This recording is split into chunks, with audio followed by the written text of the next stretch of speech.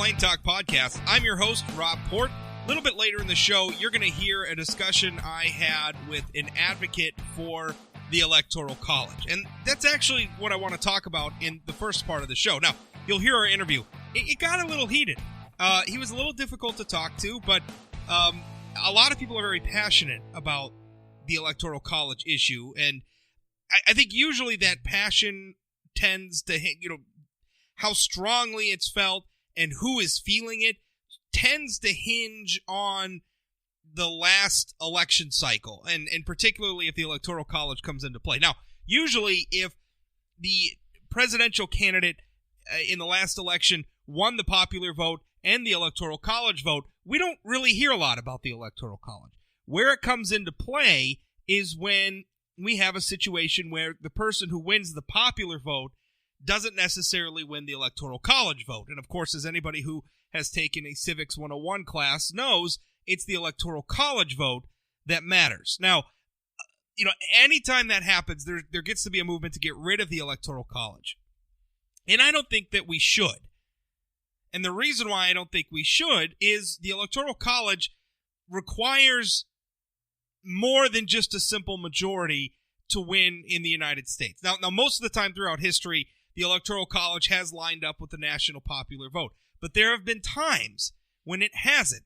And I think it's actually happened somewhat frequently of late. I'm thinking about the Bush v. Gore election in 2000, and I'm thinking, of course, of the Trump-Clinton election in 2016. Now, granted, those two situations were 16 years apart, but relatively, we're talking about an institution that's hundreds of years old. So that's relatively frequently, especially considering that we only have presidential elections every 4 years. So it's very interesting that it's happened more frequently. I think it's happening more frequently because increasingly we have a very sharp rural versus urban divide, political divide in this country. I think in years past there were maybe some, alliances there that didn't exist before. I'm thinking like maybe back in the 1980s when, you had a lot of farm state Democrats like here in North Dakota.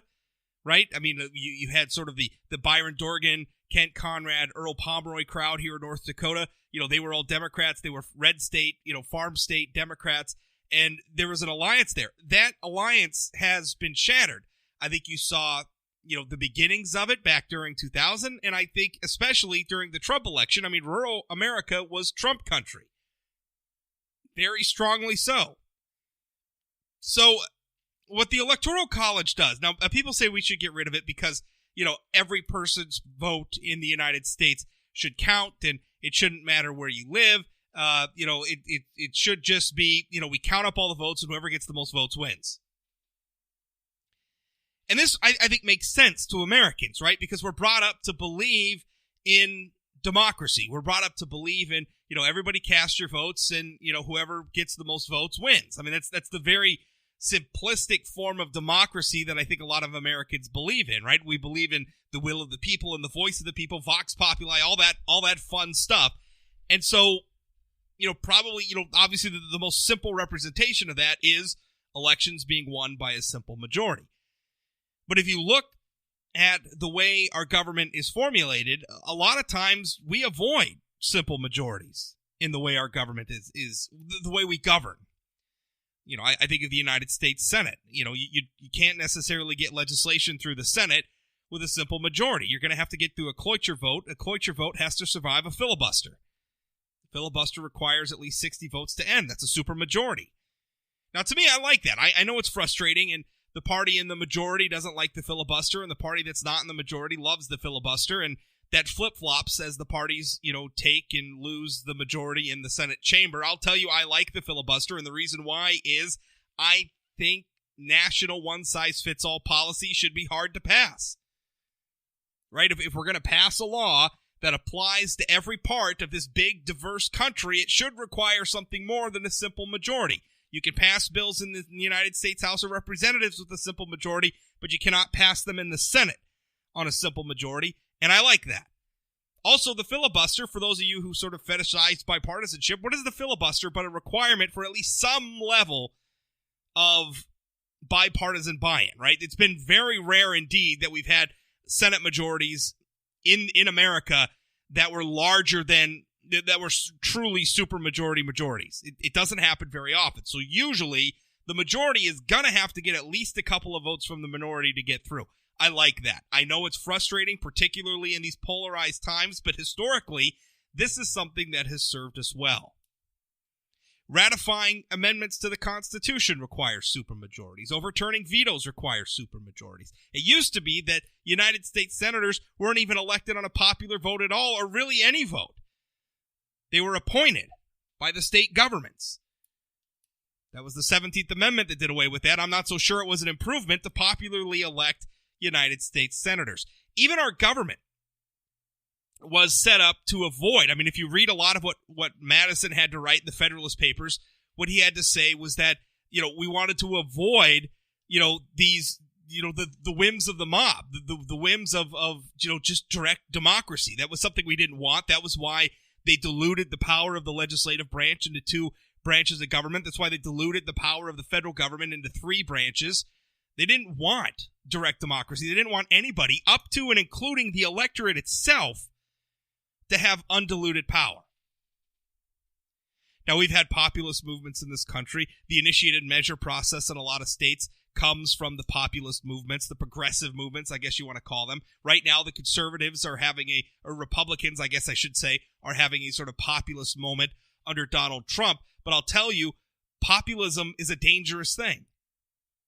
Allowing simple majority rule to rule is a dangerous thing. And I know that's probably antithetical to a lot of what you learned in civics class, but it's true. And think of it this way. The United States of America was founded in a lot of ways to protect minority viewpoints. I know we have a very fraught, when I use the word minority, maybe a lot of people's minds turn immediately to racial minorities, and obviously we have a very fraught history in that regard, and certainly even on issues where I'm about to talk about with free speech, we haven't always lived up to what we aspire to. Let's put it that way. But generally, the First Amendment doesn't protect your right to talk about the weather, right? I mean, if that's all we were worried about, is people just talking about things that aren't controversial at all, we wouldn't need the First Amendment. No, the First Amendment exists so that people could express unpopular points of view, right? And what are unpopular points of view but minority points of view, right? I mean, if you have an unpopular points of view, you're in the minority, almost by definition. Majority points of view typically aren't all that controversial, right? If most people are on your side, you're really not taking all that controversial a position. So we have laws that protect minority points of view. And so I look at the Electoral College as something, a mechanism that protects factions in our electorate that aren't necessarily the majority. Now, I think, as you'll hear in our discussion, I think the 2016 election cycle was actually the perfect example of this. Hillary Clinton won the popular vote, yes. Hillary Clinton also didn't campaign in Wisconsin. And, in fact, she didn't pay a lot of attention to a number of, I guess, what do they call them? Quote-unquote Rust Belt states, Middle America states. She didn't pay attention to a lot of those states. Donald Trump ended up sweeping them. He took them. He won the Electoral College vote. Now, if Hillary Clinton had campaigned in those states, maybe she would have won the Electoral College. Maybe Donald Trump wouldn't have won those states, but she didn't. Now, I like a mechanism that would require a national candidate like Hillary Clinton to pay attention to states like Wisconsin, to states like, dare I say, North Dakota.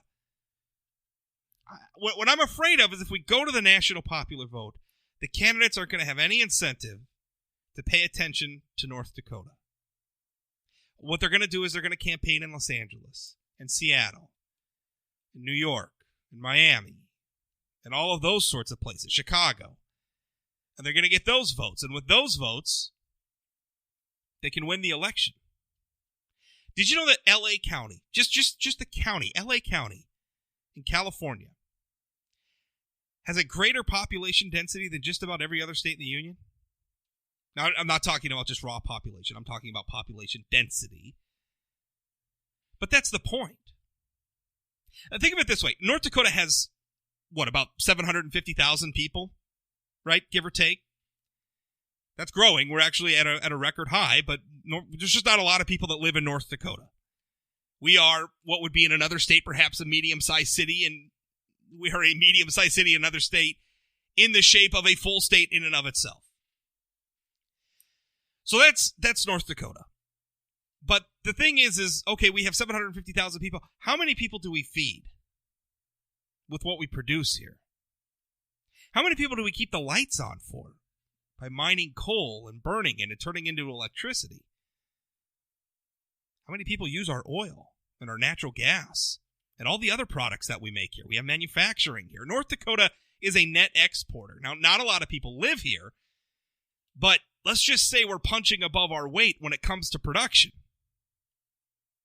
And that's important. I think in some ways the Electoral College recognizes this. In some ways, the Electoral College recognizes that rural areas like North Dakota were important too, and we should get a voice as well. And the Electoral College is a requirement that if a national candidate goes too far in ignoring a place like this, well, you can end up losing the Electoral College vote, even though you win the popular vote. Hillary Clinton got a couple of million more votes than Donald Trump did overall, but she didn't get them in the right places, and that matters. And you know what? I say it should matter.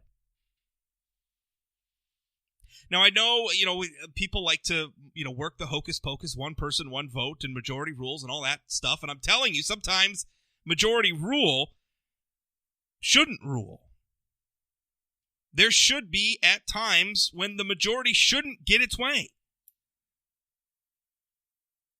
We have protections against the majority getting its way. Let's say, for instance, that somebody one day wanted to amend our national constitution and wanted to amend it to remove First Amendment protections. So no more protections for speech, no more protections for religion, none of the protections that are enshrined in the First Amendment. Well, they couldn't do that on a simple majority vote. No, if Congress initiated it, they would have to get super majority votes in both houses of the Congress, and then you would have to have a super majority of the states ratify it as well. It's an arduous process, and it goes way beyond a simple majority.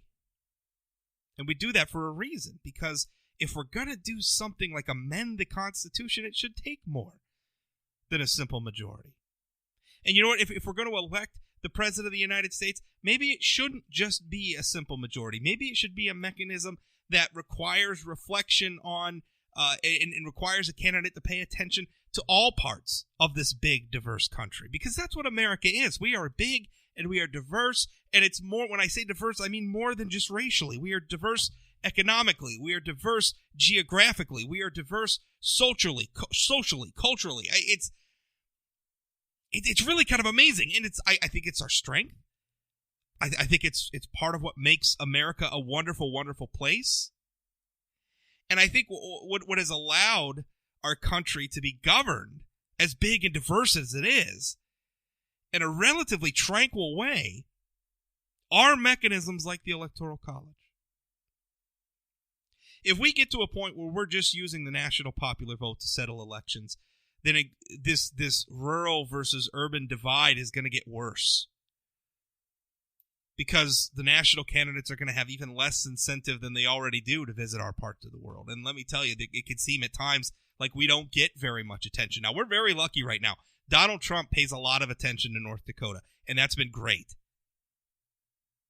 And I think part of the reason why that's been so neat is Donald Trump is somebody who won office not with the popular vote, but with the Electoral College vote. I think he, maybe more than a lot of presidents, gets it. That's why I think the Electoral College is important. Now, you're about to hear a debate between myself and somebody who supports the national popular vote. Like I said, it got a little heated. So enjoy.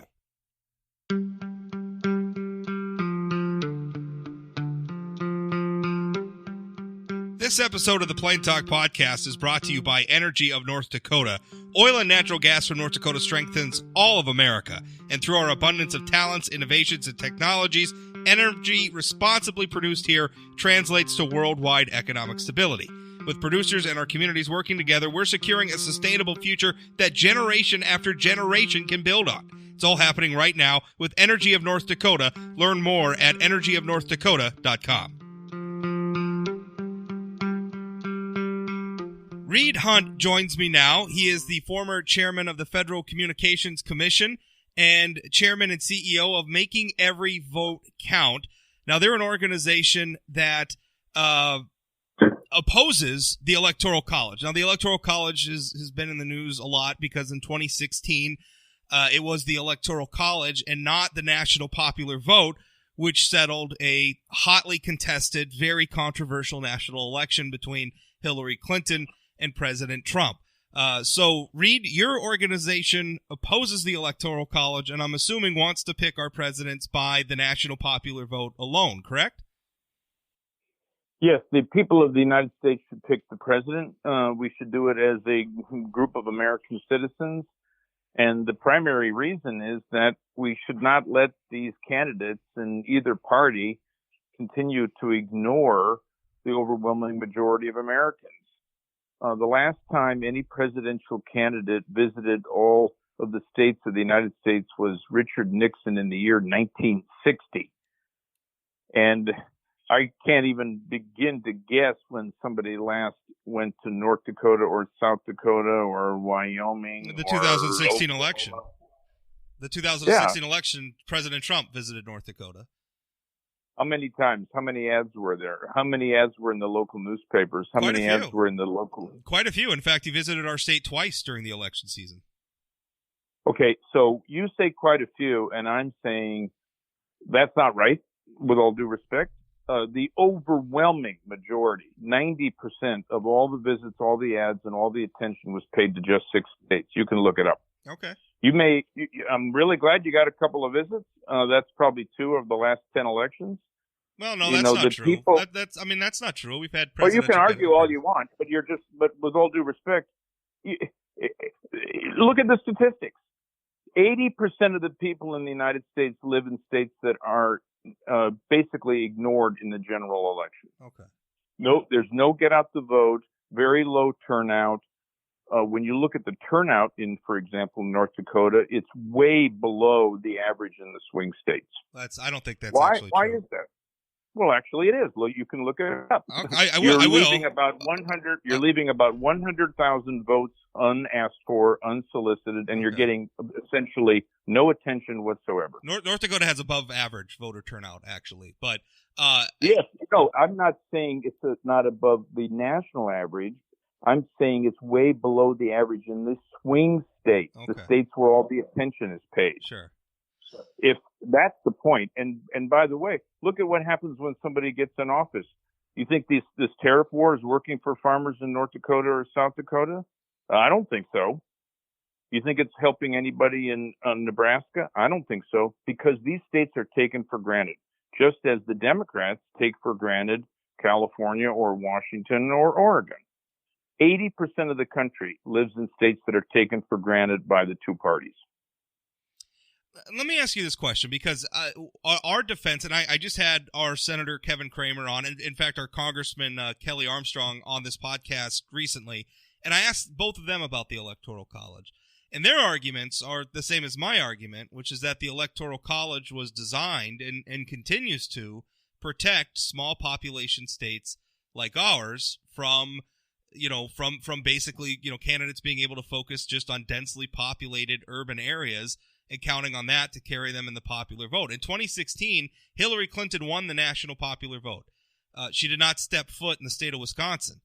Donald Trump did, and he won the Electoral College vote. To me, that's an object lesson that the Electoral College forces these candidates, if they want to win, to have to move beyond the New Yorks and the LAs and the Miamis of the country into the more rural areas. And you're saying that's wrong? Yeah, it's absolutely wrong. First of all, Donald Trump paid no attention to New York, and Hillary Clinton took it for granted. Donald Trump paid no attention to California, and Hillary took it for granted. Donald Trump announced his election. He announced his campaign in New York. He's from New York. We're not talking about where somebody had a press conference when he descended as if from heaven down a staircase. We're talking about paying attention to the wishes of the voters. Everybody knows. Everybody in Bismarck knows. Everybody in Fargo knows that New York is taken for granted by the Democrats, and California is taken for granted by the Democrats, and Texas is taken for granted by the Republicans. So the big states are taken for granted, and so are the little states. Everybody knows that the election was determined in 2016 in just the following states. There's 1 million words have been written about it. The election was determined in Florida, Pennsylvania, Minnesota, Michigan, and Wisconsin. Just those 5 states that have 15% of the population. So anybody who says that the Electoral College is causing the other states to get a lot of attention, that's just, I'm sorry they think it. They're really deluded. It's not what actually is happening in America today. And as to the history, the reason for the Electoral College was to protect the slave states from having an anti-slavery president. That's not a history that we want to rely on or be proud of. I don't think that was the only reason it was put in place. Maybe it was a Actually, reason. it was. Well, actually, it was. As somebody, 9. I understand that you want to hang your hat on that as somebody who opposes the Electoral College. But let me ask you hang this my question. Hat. It's not hang my hat. I'll give you citations. Read the recent history by Sean Willits, a very respected historian at Princeton. If you want to have an historical debate, then go back, as I have done, and read the records of the convention itself. Sure, and what you will find and also I'm read. almost done. Okay, I'm almost done. And what you will find, long before North Dakota was even a glimmer in the eye of the United States, what you will find is that the Electoral College was a last-minute compromise designed to get the necessary votes and to give the slave states and the small states the same inequitable power they had in the Senate and in the House, to give them that same power in choosing the president. People in North Dakota, their votes are undervalued with respect to, in comparison to, Montana. Why should it be that if you go from North Dakota to Montana, all of a sudden your vote has much, much more power? What's fair about that? Well, I will tell you, North Dakota, I think statistically, I mean, look, let me ask you this, because, okay, we get rid of the Electoral College, we go to the national popular vote. I just ask you, what's fair about that? What's fair about having it be that every vote in the United States has different weight in the Electoral College depending on the state? What's fair about that? Well, Montana has more citizens than North Dakota. California has more citizens than North Dakota, and it's really not going to change with the popular vote. Because Montana doesn't. Okay, well, Montana has more citizens than North Dakota does, absolutely. Well, how about Wyoming? Wyoming has more. I think Wyoming has more citizens than we do. We don't have a lot of people. Look it here. up. Well, maybe we don't. We're pretty close. Anyway, I realize that you just want to badger me here, but let's. I'm not badgering you. I'm just saying check your facts out before you start broadcasting things that are not accurate. Okay. Well, I mean, you've said a couple things here that aren't accurate about our voter turnout as well. But let's set that aside for a moment and let's focus on, if we get rid of the national popular vote, North Dakota only has a few 100,000 voters. Right. So what if we get rid of the national popular vote? You're saying what's the number of eligible voters in North Dakota? I think it's about 400 and some thousand. I'd have to look it up. 530,000. Okay, great. Okay, so I wasn't that far off. So what's you say suddenly there's going to be so what's the number who voted?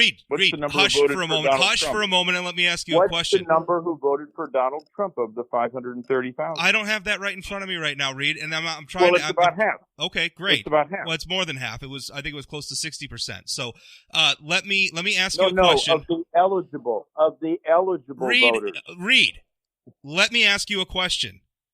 Why do you think there's going to suddenly be a land rush to North Dakota if we get rid of the Electoral College? You think suddenly the candidates are going to come here and fight over a few 100,000 votes? They could get that somewhere else. Would you agree with me that North Dakota is a predominantly a rural state? Would you agree with that? Yes, absolutely. Okay, how many voters are in rural parts of the United States? The answer is 60 million. Yeah. Okay. Now, almost all of the people in rural America, whether it's rural North Dakota, rural South Dakota, or rural upstate New York, almost all of them under the current system are ignored by the campaigns. But we're not. That's why the agricultural policies of the United States have not progressed for many, many years to be optimal for people who live in rural America. I agree with that. How is that going to improve with the national popular vote? I'm about to tell you. I'm on your side here. I think attention should be paid.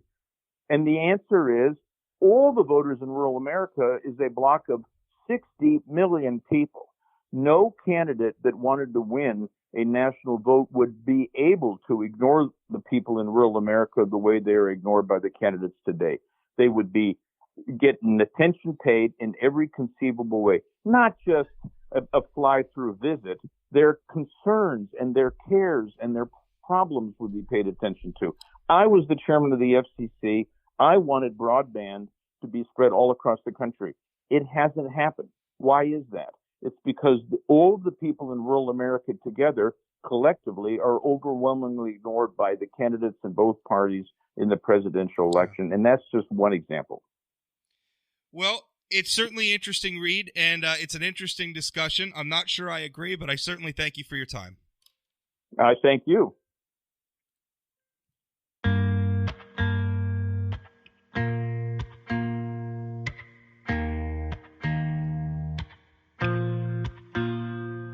That's it for today's Plain Talk podcast. If I would, can I ask you for a favor?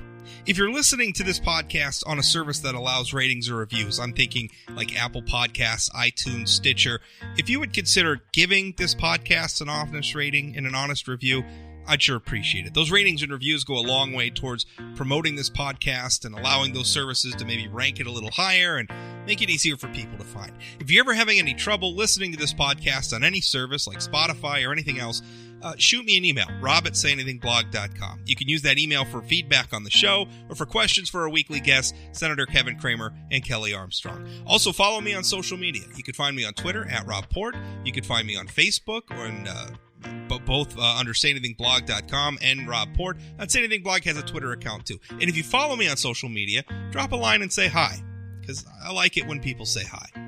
Thanks for listening. We'll talk again.